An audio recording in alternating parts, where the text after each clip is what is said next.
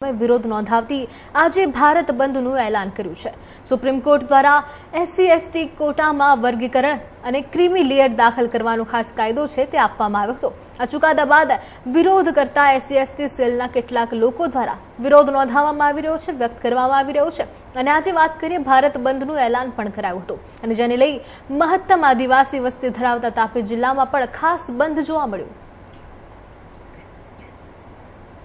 આજે આખા દેશમાં બંધનું એલાન એ માટે આપવામાં આવ્યું છે કે આદિવાસીઓના હકોના અધિકારો પર જે રીતે અત્યારે દેશની સરકાર અને દેશની જે કોર્ટ છે, સુપ્રીમ કોર્ટે જે રીતે નિર્ણય લીધો છે એની સામે આદિવાસીઓને રમાડવામાં આવી રહ્યા છે એવું કહેવાય તો ખોટું નથી। અખાતરો કરવામાં આવી રહ્યો છે, ડગલે ને પગલે અખાતરો કરવામાં આવી રહ્યો છે।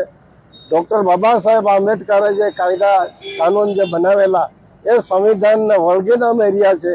એટલા માટે અમે આજે વ્યારા શહેરના વેપારીઓ અને વ્યારા શહેરના આગેવાનો બધા સાથે મળીને અમે આ ભારત બંધનું એલાનને અમે સફળ બનાવ્યું છે।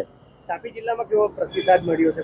તાપી જિલ્લામાં અમે સવારથી 7 વાગ્યાથી અત્યાર સુધી અમે બધે વ્યારામાં ફર્યા છે, બધાને મળ્યા છે, વેપારીગણને, વેપારી મંડળના આગેવાનોને મળ્યા છે। બધાએ સંપૂર્ણ રીતે આ વ્યારા શહેર અને તાપી જિલ્લો બંધ રહે એ માટે આગેવાનોએ સંપૂર્ણ અમને સાથ સહકાર આપ્યો છે, એટલે એમનો પણ અમે અભિનંદન આપીએ છીએ।